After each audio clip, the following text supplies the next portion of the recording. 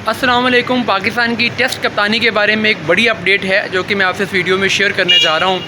देखिए, मैं आपको पहले भी कई दफ़ा रिपोर्ट कर चुका हूँ कि पाकिस्तान के टेस्ट कप्तान शान मसूद अब एक साबिक कप्तान में कन्वर्ट हो चुके हैं। वो पाकिस्तान के टेस्ट कप्तान नहीं रहे और पाकिस्तान अब आगे जाके नए टेस्ट कप्तान को अनाउंस करेगा।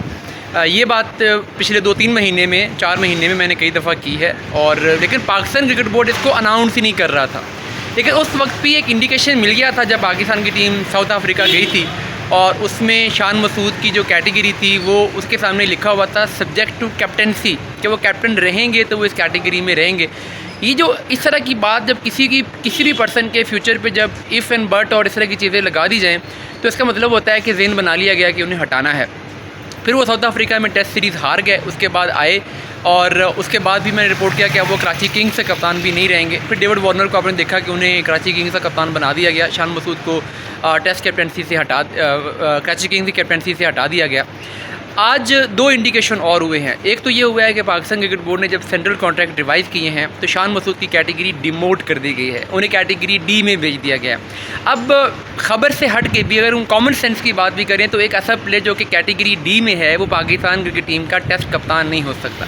तो ये ओबियस है कि शान मसूद को टेस्ट कप्तानी से रहने का तो डिसीजन कर लिया गया है। वो पाकिस्तान की टेस्ट टीम में एज अ बैट्समैन भी खेल पाएंगे कि नहीं खेल पाएंगे, इस पर भी बहुत सारे डाउट्स पाकिस्तान की सिलेक्शन कमेटी के जहन में हैं।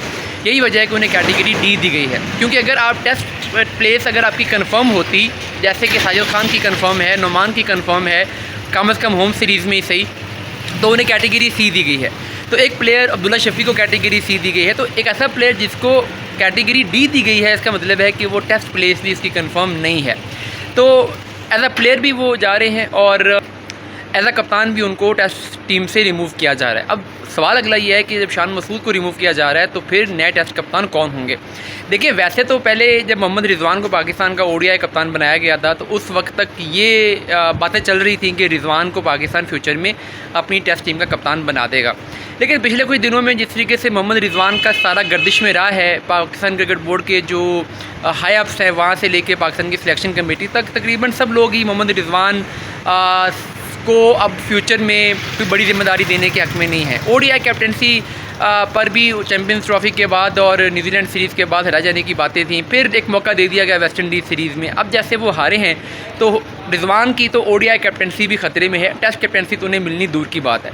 अब कैंडिडेट यहाँ पे 2 हैं, एक सऊद शकील हैं जो कि पाकिस्तान शाहीन्स के लिए भी गए थे, वहाँ पर उन्होंने कप्तानी की, टेस्ट टीम के परमानेंट पार्ट हैं, टेस्ट टीम के वाइस कैप्टन भी थे। और दूसरे सलमान अली आगा है।